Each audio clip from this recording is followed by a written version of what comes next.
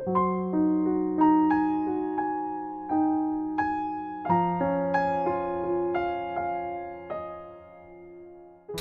5일) 수요일 새벽기도 시작합니다.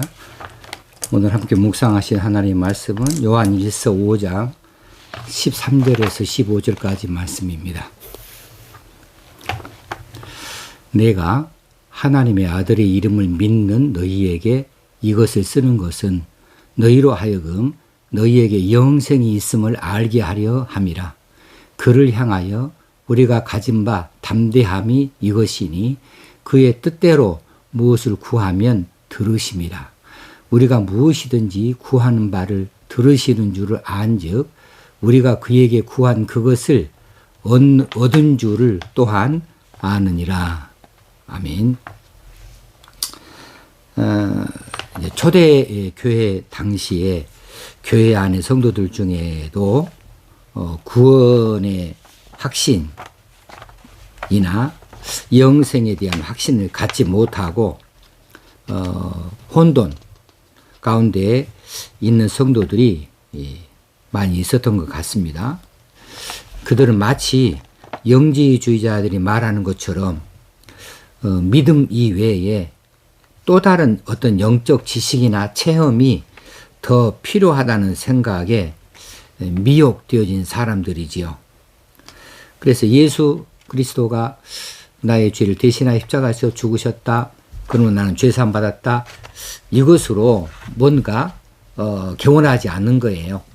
뭐 내가 특별히 한 것도 없고 특별히 나에게 뭐 나타난 것도 없는데 이거 믿은 것으로 인해서 내가 영생을 얻는가? 하나님 나라에 편입이 되어지는가? 이런 것에 대하여서 의심이 들기도 하고 뭔가 부족하다. 뭔가 특별한 어떤 체험이나 어떤 남들이 모르는 특별한 어떤 지식이 더 있어야 되는 게 아니냐 이렇게 생각을 하게 되어지는 사람들이지요. 요한 사도는 이런 확신이 부족한 자들에게 예수 그리스도가 하나님의 아들이라고 하는 사실, 그 사실을 믿었으면 그 믿음을 가진 것으로 인해서 이미 영생을 가졌다는 것에 대해서 확실히 말해 주고 있습니다. 내가 하나님의 아들의 이름을 믿는 너희에게, 하나님의 아들의 이름은 예수 그리스도인데 이것을 믿는 것이 아니라 예수 그리스도가 하나님의 아들이다 라고 하는 사실이에요. 하나님의 아들의 이름을 믿는 너희에게 이것을 쓰는 것은, 이 편지를 쓰는 것은 이렇게 크게 생각해도 되고, 아니면 지금 이 15장 이하에 나타나고 있는 이 사실, 그 부분적인 그것만 말하기도 하는데 전반적으로 전체를 다 말한다 이렇게 받아들일 수가 있겠지요.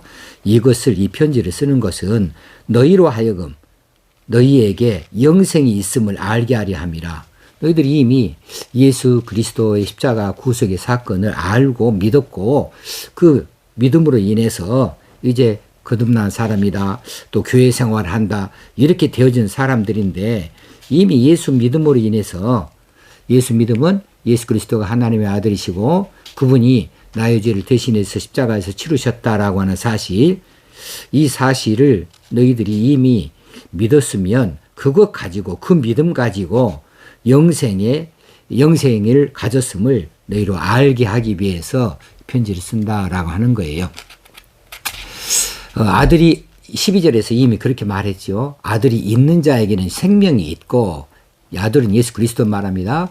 예수 그리스도를 마음속에 구주로 모시고 있는 자에게는 생명이 있다. 이 생명은 어떤 생명이냐면 예수 그리스도의 생명이요. 11절에서 말해주는 그 생명이죠. 하나님이 우리에게 영생을 주신 것과 이 생명이 그의 아들 안에 있는 그것이니라. 그 아들 안에 있는 생명이 이제 그 아들을 믿음으로, 고백함으로 그 생명까지도 같이 가지게 되어졌다는 사실을 말하고, 하나님의 아들이 없는 자에게는 그 아들이 없으니까 아들이 가지고 있는 생명도 얻을 수가 없는 거죠. 그것을 말해 놓고 내가 하나님의 아들의 이름을 믿는 너희에게 이것을 쓰는 것은 가장 중요한 핵심은 뭐냐? 너희로 하여금 너희에게 영생이 있음을 알게 하려 함이라는 것이지요. 오늘날에도 교회에 출석을 하고 또 믿음을 가졌다 하고 교회 여러 가지 행사나 또 봉사에 참여하면서도 막상 구원 받았습니까? 그러면 우물쭈물 하신 분들도 더러 있고 이제 영생을 얻었습니까? 그러면 가봐야 알지요. 이렇게 애매하게 대답을 하는 확신이 없는 이런 성도들도 가끔씩 보게 되어져요.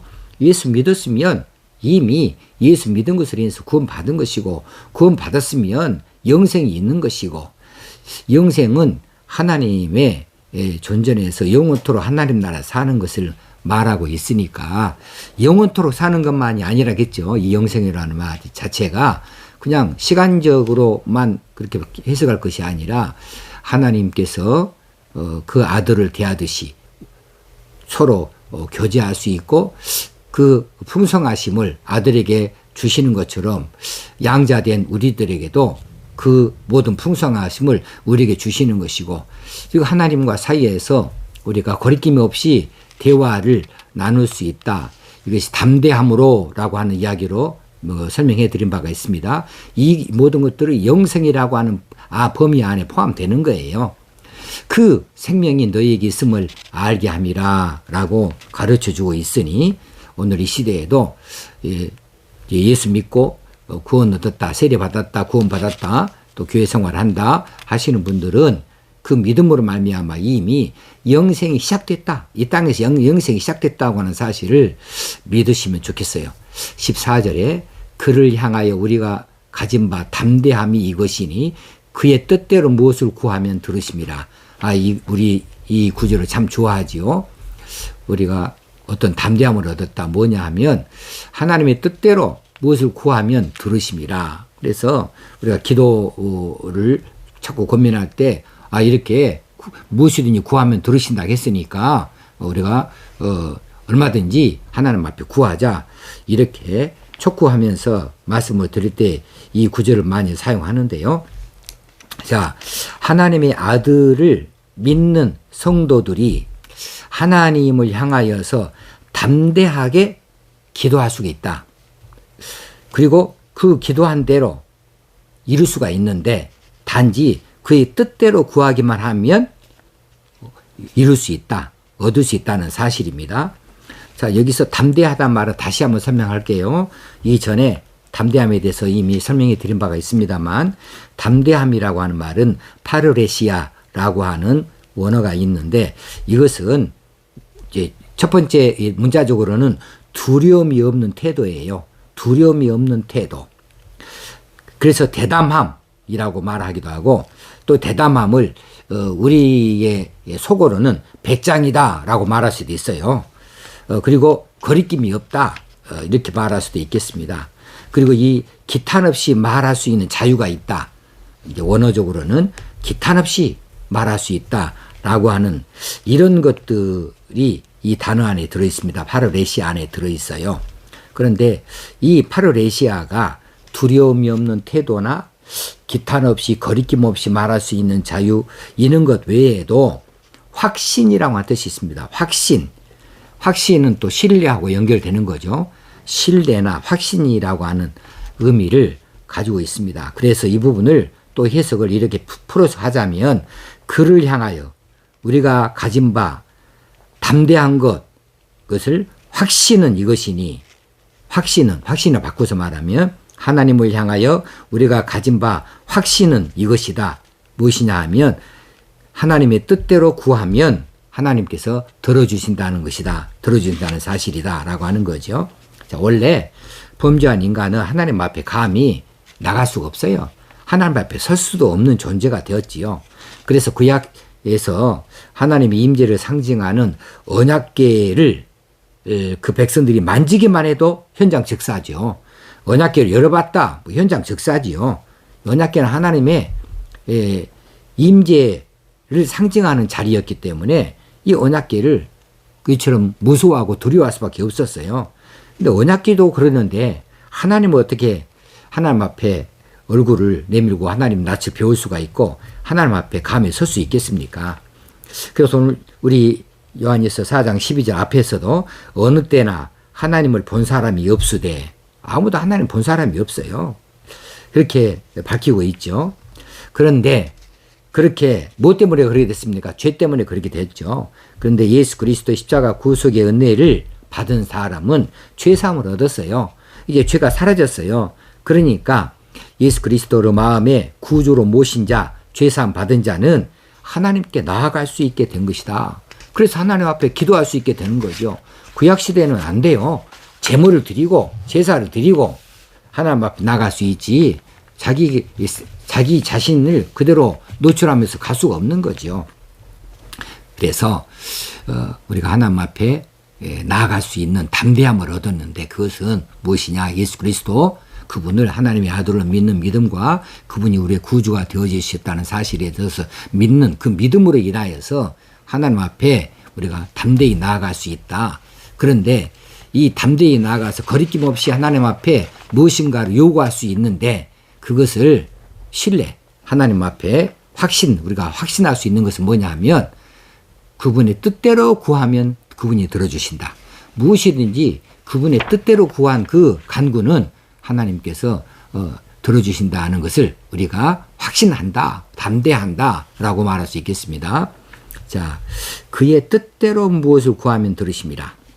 자, 요한복음 15장 7절에 이 요한 일서를 썼던 동일한 저자 요한 사도가 요한복음에서 15장에서 이렇게 말하죠.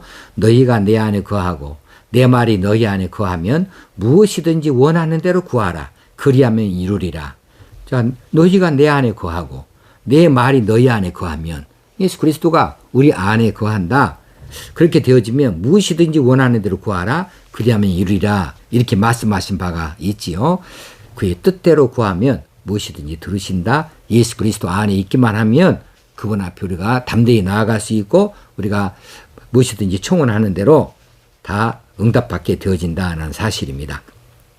자, 그래서 우리가 하나님의 말씀대로 살면서 하나님의 뜻에 맞게 하는 기도들은 하나님께서 다 응답하신다는 사실을 믿고 구할 수 있어야 되겠습니다. 15절에 우리가 무엇이든지 구하는 바를 들으시는 줄을 안즉 우리가 그에게 구한 그것을 얻은 줄을 또한 아느니라.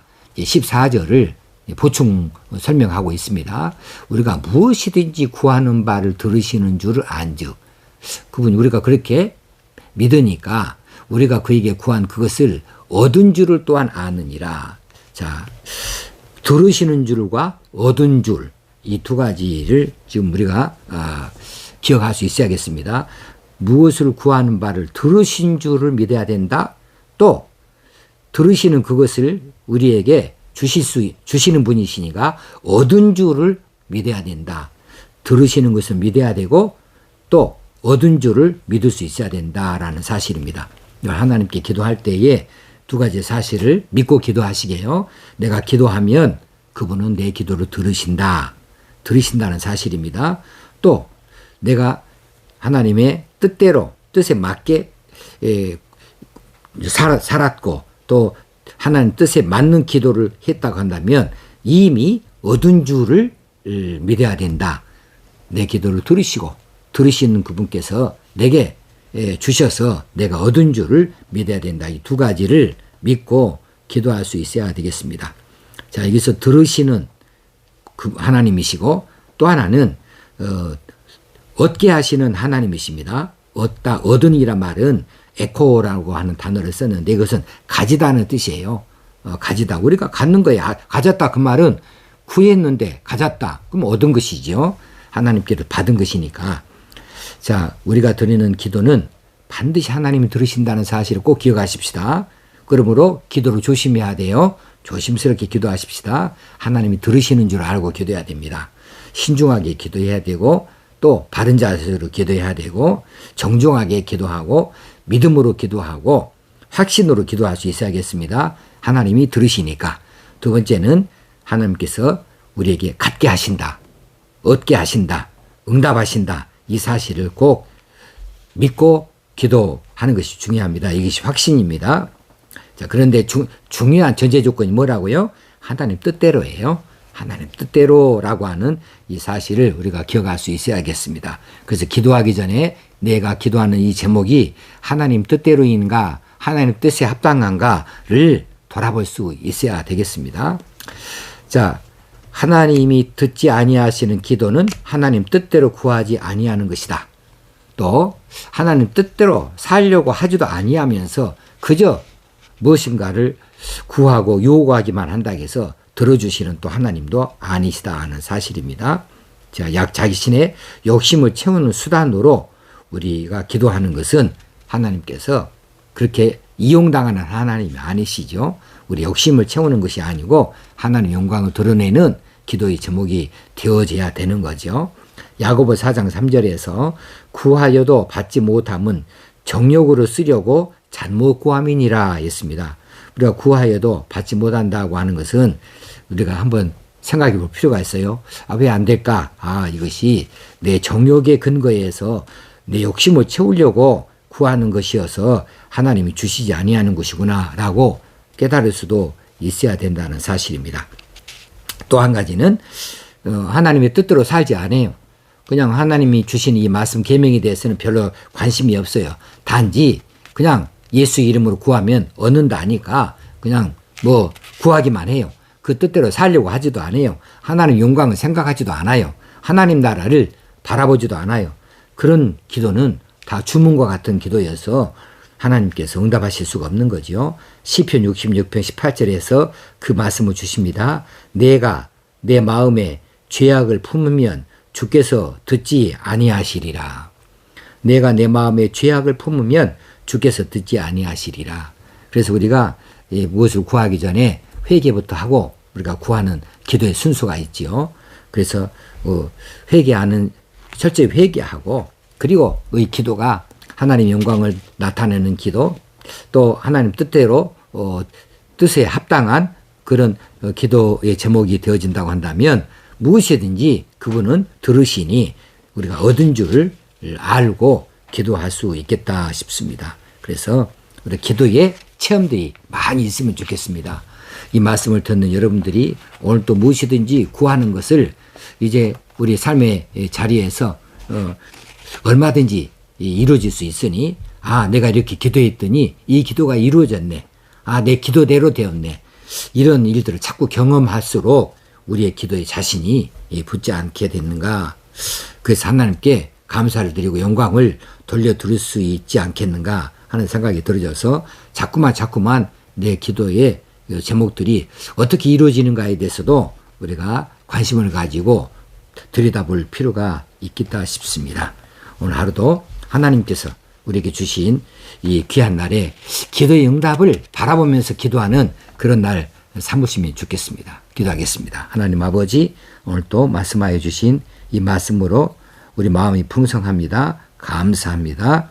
이제 우리가 예수 그리스도 안에 있으니 우리가 믿음을 가졌으니 이 믿음을 가지고 무엇이든지 하나님 앞에서 기도할 때에 이미 얻은 줄로 믿으라 그랬으니 이 말씀을 우리가 우리 마음에 심기를 원합니다. 구한 그것을 얻은 줄을 또한 아느니라 했으니 우리가 이런 경험들을 많이 갖게 하여 주시옵소서. 하나님 뜻에 합당하게 살고 하나님 뜻대로 기도하는 그 기도의 제목들이 있기를 원합니다. 그리고 그 기도의 응답들을 우리가 자꾸만 손가락으로 세보면서 감사하면서 사는 저희들 되게 하셔서 기도는 곧 응답이다 라고 하는 것에 대해서 자신을 갖게 하시고 더 풍성한 그리스도인의 삶을 살 수 있게 하여 주옵소서. 예수님의 이름으로 기도합나이다. 아멘. 오늘 또 하나님이 주신 날 하나님께 영광을 돌려드리는 날로 기쁨과 감사로 하루를 사십시다. 감사합니다.